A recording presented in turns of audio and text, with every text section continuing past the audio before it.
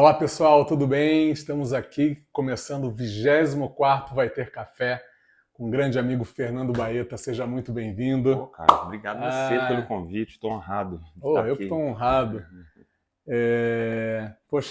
Eu acho que eu te conheço desde a época ali do Santa Fé, aqui em Barão Geraldo, para quem conhece, existia uma pizzaria bem próximo daqui onde a gente está, que hoje acho que virou uma farmácia, se eu não me É, engano. já fui outras coisas também. E era um centro de grandes encontros, de grandes músicos e boas pizzas e boas risadas ali, onde, na verdade, o Baeta, na época, fazia graduação, Isso, né, de isso. música na Unicamp É, e frequentava, tocava com várias pessoas. E acho que foi lá que a gente. acho que sim. Porque o Santa Fé foi realmente assim um acontecimento, eu diria, extraordinário, né? Fora do ordinário, assim, né? Porque e até hoje as pessoas comentam, direto eu encontro pessoas, nossa, aquela época do Santa Fé, então foi realmente algo memorável também, né? Sim, sim. Porque a galera tá falando ainda, né? E me conta, pelo seu sotaque, obviamente, É, temos um mineiro aqui em casa, sim. de É, que, eu de sou que de Viçosa, Minas Gerais, Viçosa. e meu pai foi para lá porque ele foi ser agrônomo. E aí, logo aos 9 anos de idade, depois que meu pai e minha mãe se separaram, ele me colocou, por conta da separação e tal, na aula de violão. E era violão erudito, porque tinha um conservatório lá, que era inclusive da família, por parte de mãe, Olha só. e que depois vai ter uma história linkada ao meu violão que eu vou contar. Mas aí eu fui lá, comecei o violão erudito, coloca o pezinho ali, Pezinho. a postura, tudo certinho, começa a procurar as notas. E aí eu lembro que com um mês de aula, eu escutei o meu professor falando pro meu pai assim, nossa, ele já fechou esse método aqui, seu filho leva jeito. Então eu lembro que aquela foi a primeira vez assim que eu vislumbrei assim, nossa, talvez aqui eu consiga ser alguém, né? Uhum. Então esse foi o começo, aos 9 anos de idade. Aí estudei 2 anos ali, com 11 anos eu pedi para meu pai uma guitarra. E na época quem estava muito em evidência era Dire Straits, Pink Floyd, né? Essa galera assim. Minha mãe gostava muito de Pink Floyd. E aí eu comecei. Guitarra, guitarra, o violão foi no paralelo. Aí tinha um professor lá em Viçosa também de violão popular, fui fazendo, até que chegou com 15 anos eu decidi, eu falei, vou ser músico. Aí meu pai, ah, meu Deus do céu. Tem outros músicos na família? Não, Não. não tem, cara, isso é engraçado. Você tem irmãos? Eu tenho 4 irmãos, 2 de mesmo pai e mãe e Uhum. 2 do segundo casamento do meu pai. Nenhum deles é músico, apesar de que o meu irmão mais novo que eu, ele já foi DJ. Foi o mais próximo, assim, que a gente teve. Tá. Aí nisso que o meu pai falou assim, não, cara, música é hobby, aquela história toda que a gente já sabe, né? Sim. Aí eu descobri, peguei uma Guitar Play uma vez e de repente lendo a Guitar Play, assim, eu vi lá, o único curso que dá diploma para guitarrista era na Unicamp, do Brasil. Uau. E foi por isso que eu vim para cá. Porque aí eu consegui mediar as coisas, né? Falou, pai, tem um Sim. diploma de guitarra lá na Unicamp. Aí ele ficou meio assim, mas no final ele me trouxe, foi super gente boa, assim, veio comigo, me ajudou a me instalar, me acompanhou nas provas. E aí isso foi em 96, foi quando eu cheguei em Campinas, Que em bacana. 96. Aí em 99, ainda no curso, eu descobri que o Bebeto estava tocando numa casa aqui no centro de Barão, que depois eu descobri que era o Santa Fé. Aí eu O passei, Bebeto, para quem não conhece, foi um grande pianista, isso, um pianista que né? marcou Campinas, assim, um Sim. pianista histórico, né? Tinha toda uma personalidade musical única, né? Uhum. E aí ele estava tocando lá, e aí eu falei, nossa, eu vou lá tentar. E aí nessa época, eu tinha acabado de conhecer o Guilherme Ribeiro, e eu lembro que me chamou a atenção que ele estudava, ele estava com aquela mesma sede que eu estava, vamos tocar, vamos estudar, vamos fazer. Aí a gente experimentou esse duo, fomos lá, levei meu violãozinho, tinha um piano lá. Aí fomos contratados, cara, para tocar toda quarta e sexta. Que já de saída foi muito legal, porque toda quarta e sexta, cara. Aí a gente ficava procurando as músicas. Não, vamos tirar Milton Nascimento, Tom Jobim, Chico Buarque, Djavan. A gente Só ficava coisa boa, só... só... E a gente tinha eu tinha isso em comum com ele, porque, em geral, você vê muito o pessoal estudando os estándares de jazz, né? Uhum. E já eu e ele, a gente tinha esse gosto pela canção brasileira. E eu acho que isso fez diferença. Assim, né? E já aproveitando, falando sobre canção, você, há uns anos para cá, também começou a cantar. Cara. Como que foi essa sua descoberta da voz, de ter essa, digamos, coragem né, e colocar isso, né? Como foi isso, esse processo? Eu ainda me considero, acima de tudo, um guitarrista, né? Mas eu tenho, assim, as pessoas têm me incentivado, elas têm gostado de falar, cara, canta mais, então... E eu parto do pressuposto de que a gente vai cantar melhor quanto mais a gente cantar, né? Então eu tô tentando realmente retomar isso aí. Mas eu me lembro, cara, que o jeito que eu aprendi foi cantando com o Djavan em casa, cara. Porque minha voz casa muito bem com a do Djavan, assim, sempre casou, a tessitura é parecida. Aí eu ligava o som alto e ficava cantando junto. E aí eu me lembro que um dia eu liguei para um amigo, dono de um bar aqui de Barão, e eu falei com ele, eu gostaria de marcar uma data para cantar. Que legal. Foi a primeira vez, foi o dia que eu... E aí fui lá, foi mais ou menos aquela coisa, foi um pontapé. Abriu a porteira. E de lá para cá eu venho tentando ganhar mais confiança. O jeito é cantar sempre que puder, sempre que tiver uma oportunidade, né? Tudo é prática, né? Com Tudo certeza. É fazer. Com certeza. E eu fiz um dever de casa hoje de manhã. Falei, deixa eu pesquisar um pouco. Apesar de a gente se conhecer há muitos anos, mas Legal. eu falei assim, deixa eu pegar. Eu vi algumas coisas que me chamaram a atenção. Uma delas foi um post seu que me emocionou de verdade, junto com o Marcelo Modesto. E você escreve uma história que eu não sei o que ele te falou, alguma época da sua vida, que talvez você deixaria de tocar, ou estava alguma coisa, e ele falou alguma coisa para você que te marcou. Você lembra disso? Cara, o que eu lembro, talvez você possa me ajudar a lembrar. O que eu lembro é um pouco mais...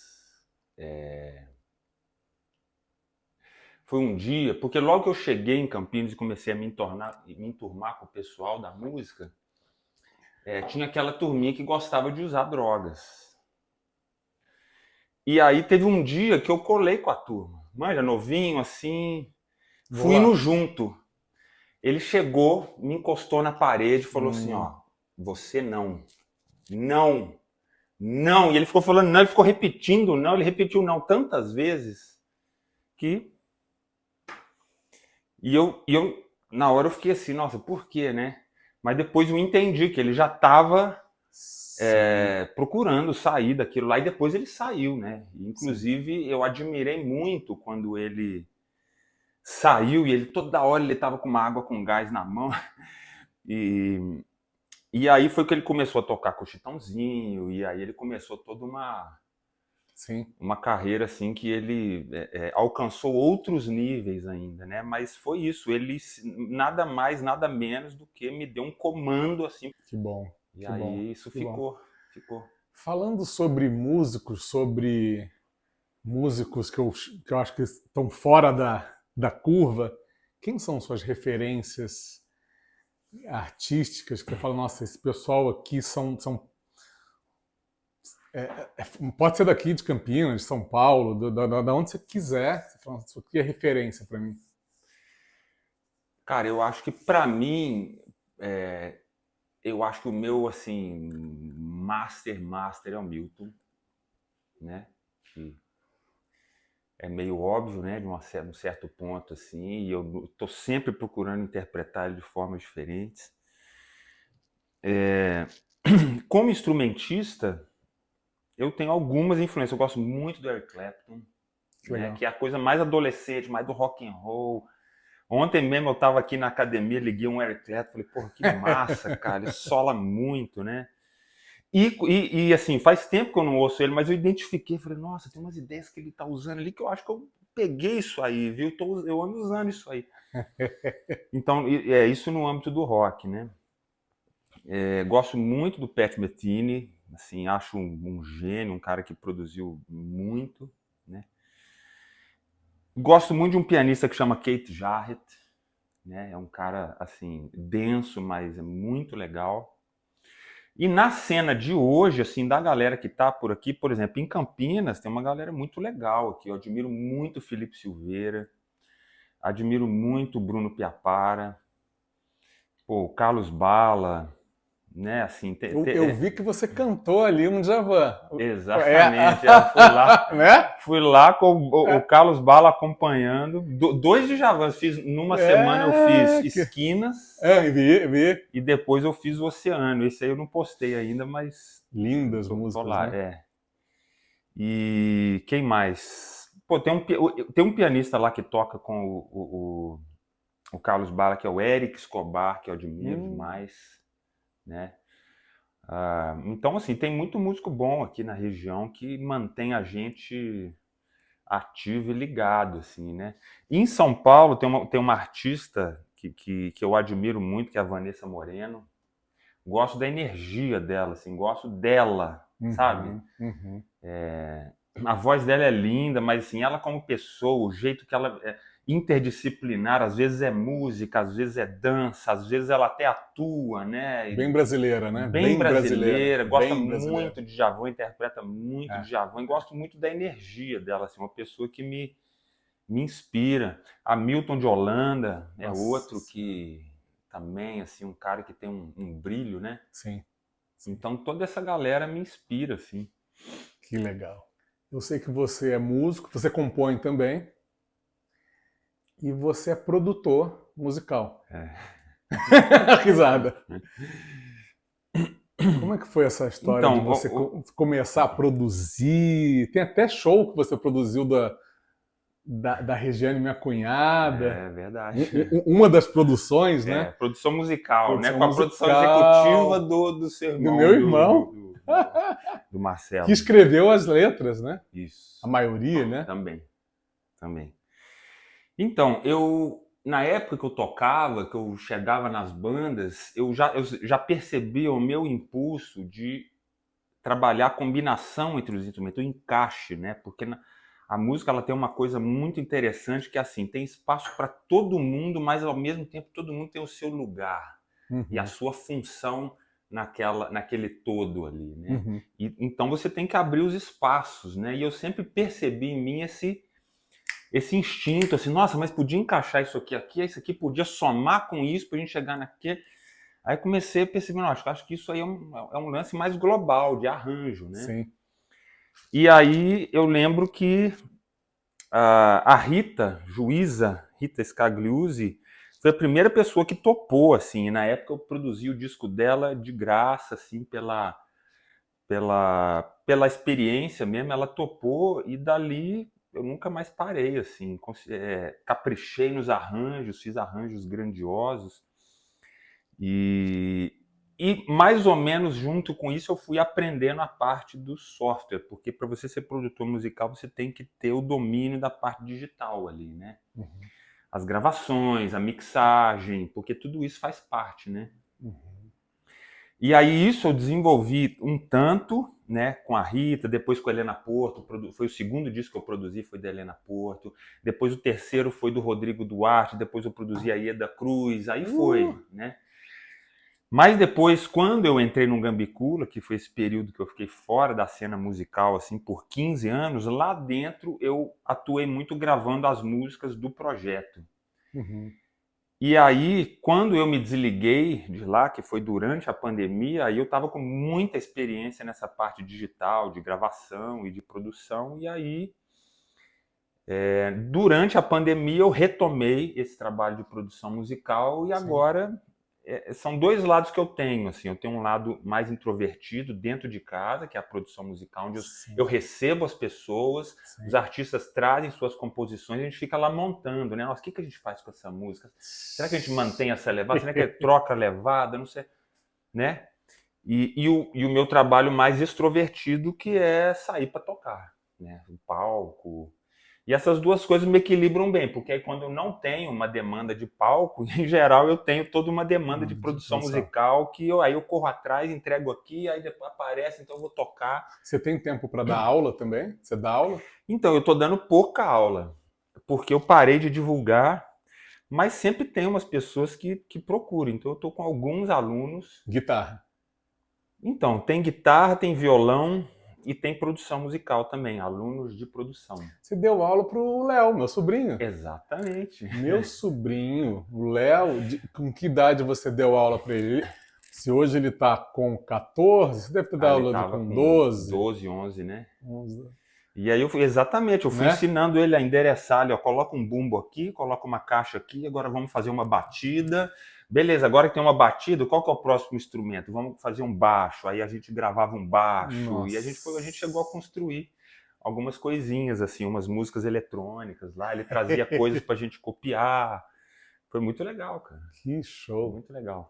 Você comentou do Guilherme Ribeiro, né, que vocês tocavam no Santa Fé, e é engraçado que cada um foi para um caminho e agora E agora a gente a se gente encontrou, né, cara. vocês se reencontraram, É, se não me engano, no projeto Sonâncias, né? isso. E outros mais, né? É Sim. muito bonito de ver assim, a cena musical em Barão com muita gente das antigas que a gente fala, né? Tem você, tem o Guilherme, tem o Babi.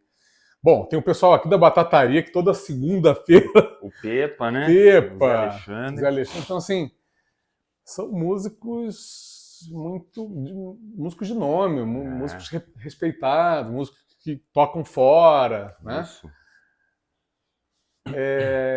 E você, qual que é o seu objetivo? Qual que é a sua... Existe algum sonho? Você fala assim, puta, eu sonho tocar nesse lugar. Quando você fecha o olho, você fala assim, cara, eu gostaria muito de estar nesse palco aqui. Existe? Cara, existe isso. Acho essa pergunta linda, porque esse é algo é uma pergunta que eu sempre me faço, assim, porque eu acho que quando a gente identifica um sonho, cara, nesse lugar a gente tem mais força, a gente tem mais energia, ou seja, existe uma energia além do nosso ego que quer aquilo, né? Se é realmente um sonho, você vai ter realmente muita, enfim. Então, assim, quando eu me pergunto sobre isso, a resposta vai variando com o tempo, né? Eu já tive a época que eu gostaria de tocar com os artistas. Hoje essa não é mais a minha vontade. Você teve oportunidade? Tive Teve? poucas, porque a época em que eu poderia ter feito isso, eu decidi entrar num Gambicula. Porque eu estava ali com... Eu me formei com 20, aí no que eu me formei eu desenvolvi uma tendinite e passei 7 anos com essa tendinite, não podia tocar direito. Aí o Guilherme, por exemplo, começou a tocar com o Nenê. Os caras, todo mundo indo para São Paulo e eu meio que fiquei para trás com essa dor no braço. E foi por isso que eu entrei no Gambicula e lá eu meio que me fechei, né? Uhum. Mas eu lembro dessa vontade, porque eu comecei a ver amigos meus tocando com Ed Mota, tocando com Lulu Santos, tocando com a Vanessa da Mata, e eu pensando assim, pô, cara. Né? Então, sim. Mas hoje, a minha vontade hoje é conseguir fazer, sei lá, alguém que faz o que eu gostaria de fazer seria o Hamilton de Holanda, assim, um cara que é um instrumentista e que viaja o mundo fazendo projetos diversos. Sim. Gravou um disco com o Rubalcaba no piano, nossa. Aí depois tem um projeto próprio dele das composições, depois ele toca com orquestra. Então, sim, eu tenho vontade de conhecer o mundo, até porque eu não saí muito do Brasil ainda, mas para levar a minha música. Então, essa seria a minha vontade hoje.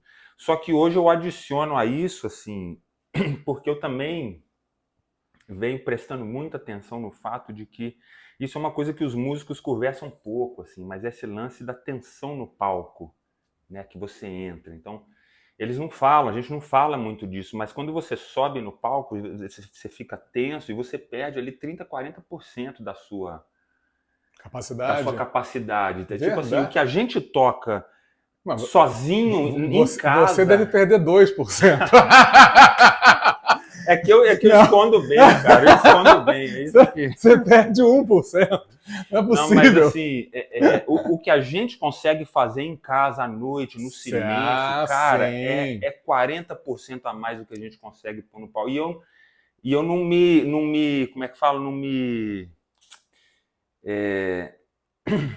esqueci a expressão, mas não me contento com isso, né? Então, assim, hoje eu estou num trabalho, assim, de que seja qual for o trabalho que eu for fazer, eu preciso estar bem e leve. Você é um cara muito perfeccionista, assim? Você sai do palco e fala, puta... Cara, sou. Tipo assim, poderia ser melhor, Não, eu às errei. vezes mesmo? a conversa interna é pesada, às vezes. Mas isso é algo que eu estou melhorando, assim, que eu acho que isso é algo que vem com o tempo, assim, porque não adianta muito. Não. O que adianta? O adianta é você se preparar, né? É antes. Depois não adianta. Depois que já aconteceu, né? Outra coisa que eu converso muito comigo, o feito é melhor do que o perfeito, sabe?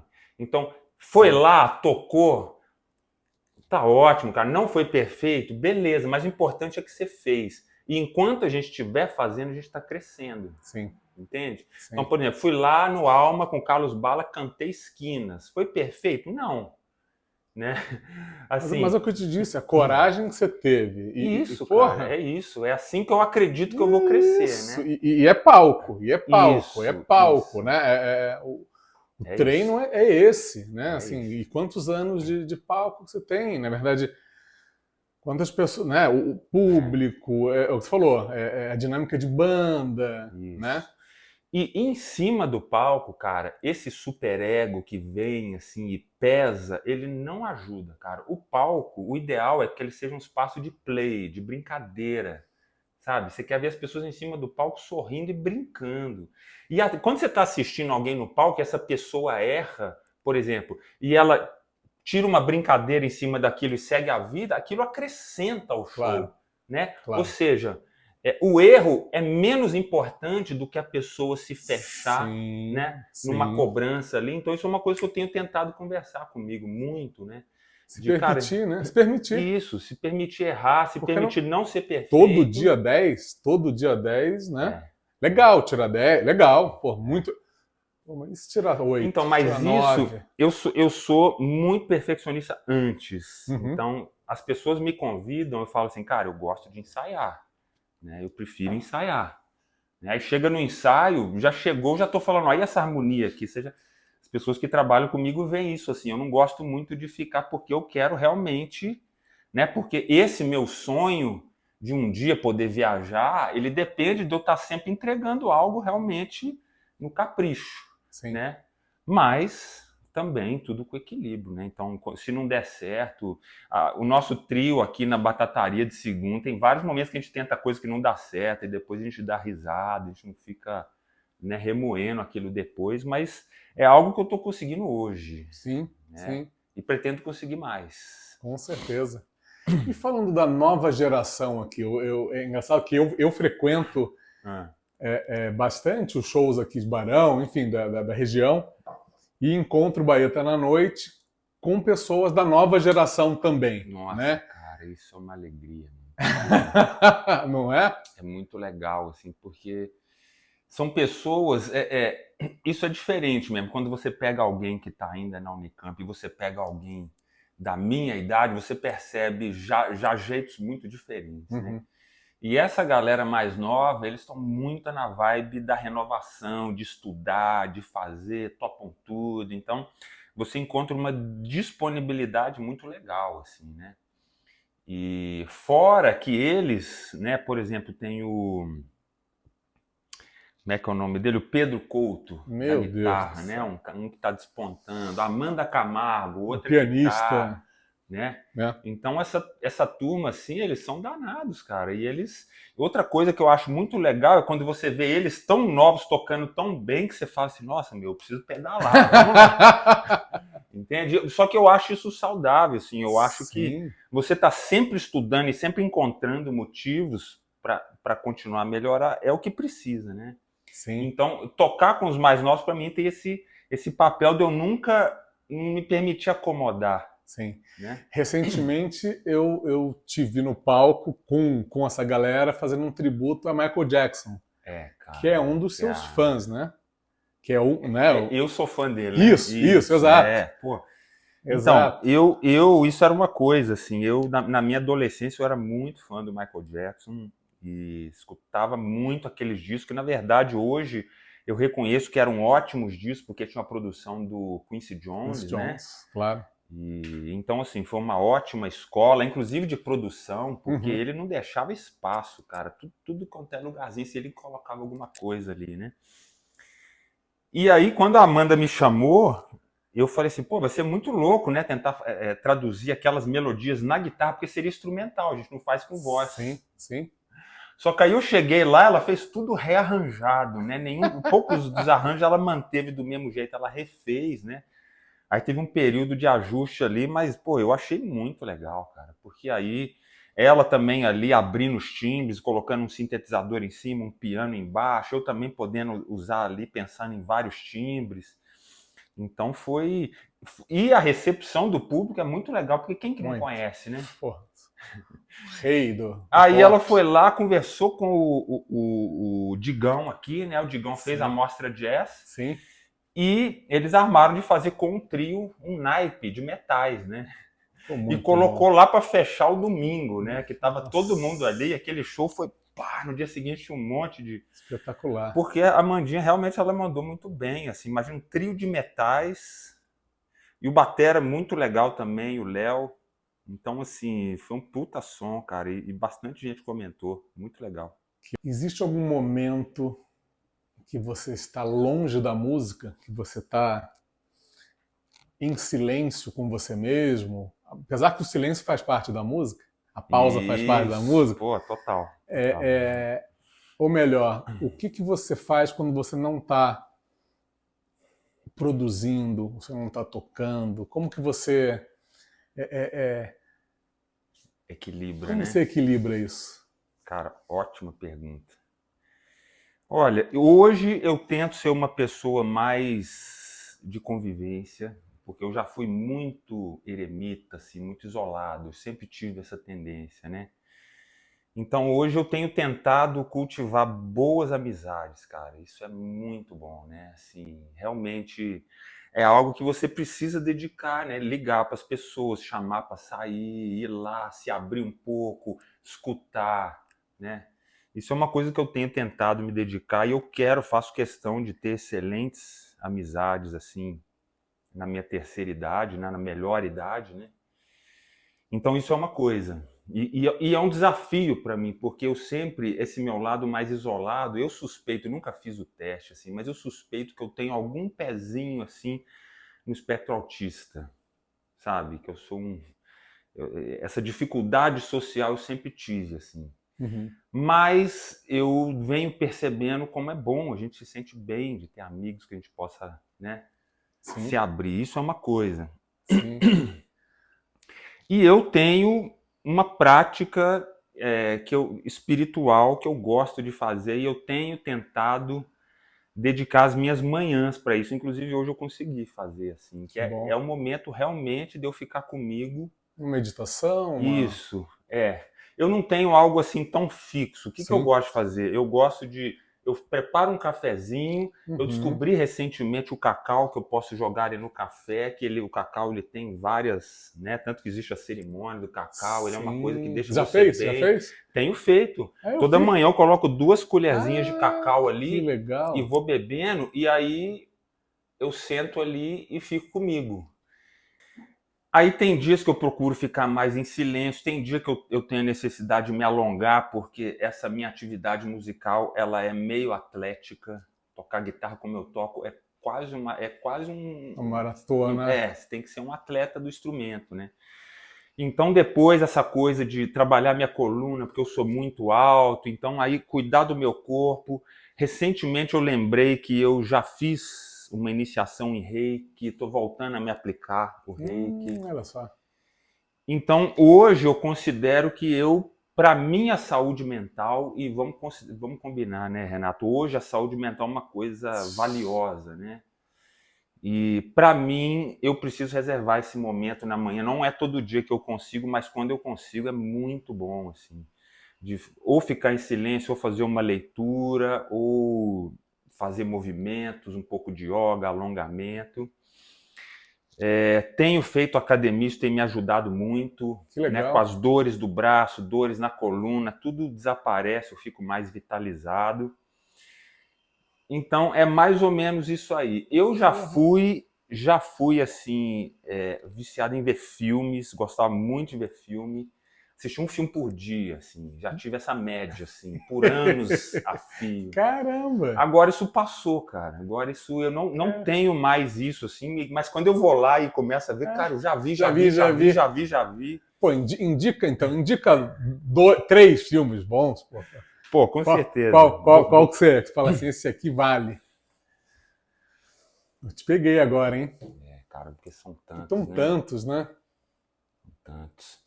Cara, eu gosto muito do The Green Book, aquele filme do pianista negro que você assistiu esse, não? Não. Que o cara, o branco foi ser, o branco italiano foi ser motorista dele, aí tinha uma questão ali racial. Pô, esse filme é lindo, cara, porque inclusive ele toca nessa questão da convivência, né?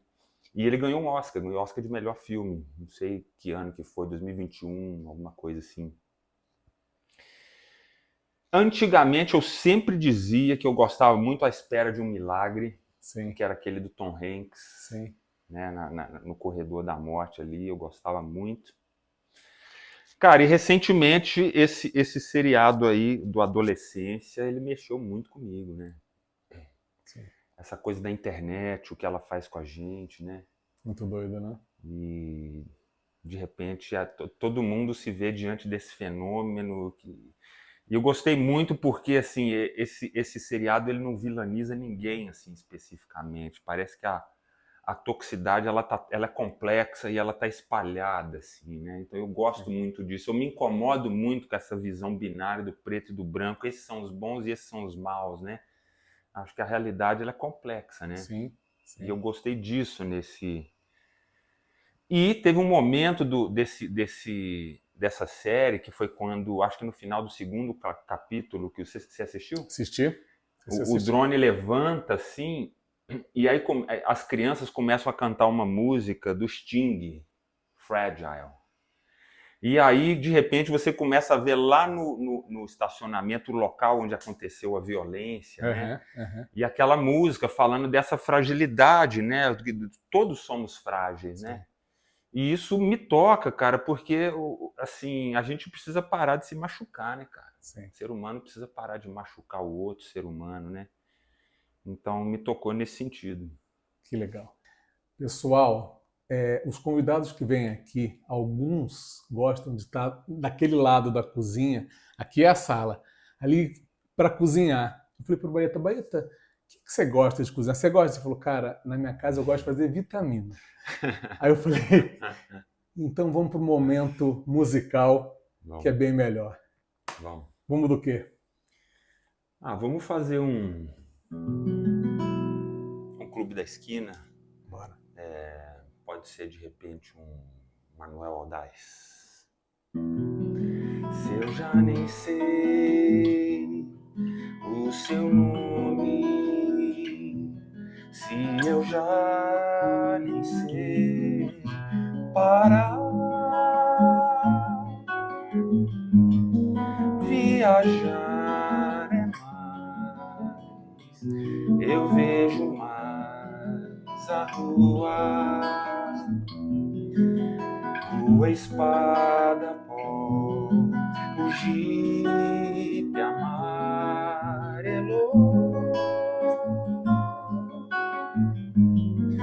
Manuel Aldaz, Manuel Aldaz,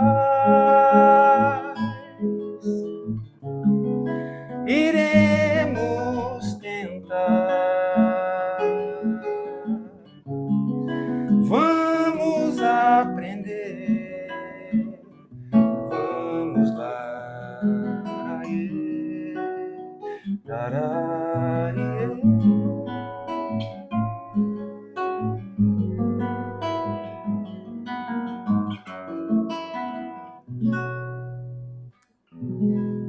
Uau, linda, lindíssimo, lindíssimo. Isso aqui é muito a cara de Minas, né? Muito, muito. Bom, Clube da Esquina 2, para mim, é um hino, né? É um grande hino, né? Eu também sou grande. Eu tive o privilégio também de crescer. Minha família não é de músicos, artistas, mas assim, eu tive um avô que tinha obras de música clássica e meu pai tinha coleções de jazz. E nos almoços era Chico, era Milton, era João Bosco. Então acho que eu chamo de privilégio mesmo, né? A gente ter tido essa... Ter isso na história da música brasileira, né? Sim. Motivos, e isso Bahia também sabe, eu não combinei nada. Surpresa total. Surpresa total. A primeira vai ser esse grande presente, que é a famosa tortinha basca. Tortinha basca. E que tal relembrar uma canção? Agora eu te peguei. Outro dia eu provei uma dessa aí lá no Cá, na Rabeca. No dia que eu toquei lá com o Guilherme, eu comi uma dessa aí, ó. Adorei. O coco pendurado lá no alto do coqueiro amadurece. O coco não se esquece da sua iminente queda e não se fortalece agarrando-se à árvore, rezando pra ficar. Não perde sua vida buscando segurança, mas se entrega à jornada de ser coco e no seu auge cai. E cai sem medo, pois viveu sem medo, e ao cair se abre, e abre passagem pra vida que virá. E abre passagem pra vida que virá. E abre passagem pra vida que virá. Oh, oh, eia, au. Oh, oh, eia, au, ia. Oh, oh, eia, au. Oh, oh, eia, au, ia.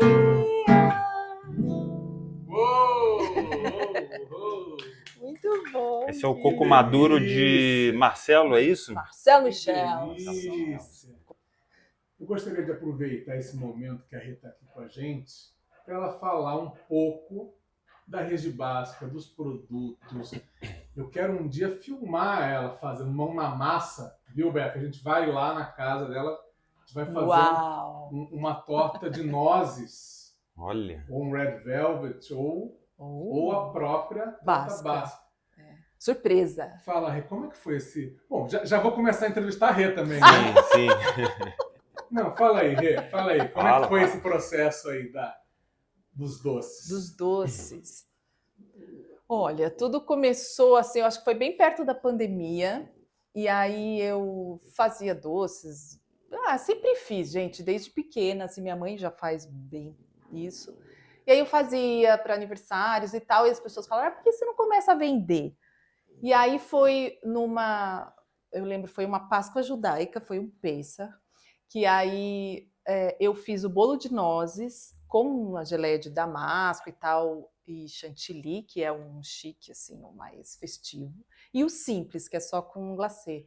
E aí uma pessoa me pediu isso, na verdade, para a comemoração dela. Poxa, você não faz um bolo de nozes? Daí eu falei, eu vou começar a fazer então, para vender. E aí eu fiz um cardápio, nessa ocasião só desses 2 produtos, e aí tive vários pedidos, e aí isso começou assim. Aguardem, que a gente vai ver como é que funciona a produção da Rede Basca. Pessoal, momento apoiadores com a Rede Basca aqui em loco. Bom, vim aqui pessoalmente hoje entregar uma tortinha basca para o meu amigo querido. Oh, querida. Um prazer. Muito obrigado. Então, com a Regiane foi uma que apareceu lá em casa na época da pandemia, né? Você Sim. e o Marcelo. Sim. E a gente começou um processo de produção musical que foi muito legal, né? A gente realmente produziu obras de arte, Obras né? de arte, foi. E agora ela tá, enfim, ó, que delícia, gente. Isso aqui, sim, eu já conheço, eu já provei, mas eu vou provar aqui agora, Por favor. porque... Como é que Tira é? esse Tira primeiro? negocinho. Ó.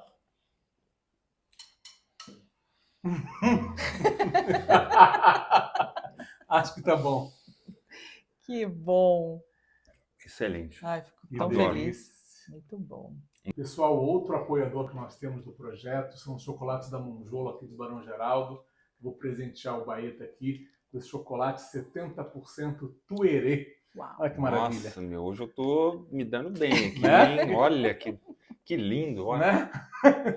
Eu conheço essa loja já, Sim. mas nunca provei exatamente isso aqui. Vai ser. Uau. Tô curioso aqui, 70% tuerê. Muito obrigado. Imagina. Pessoal, muito obrigado pela presença. Rê, muito obrigado por estar aqui fazer essa aparição maravilhosa. Surpresa. Vocês são de casa, venham sempre. É um grande prazer. Muito obrigado. Muito obrigado você pelo convite. Ai, querido, obrigada. Imagina. Ai, foi muito bom. Adorei.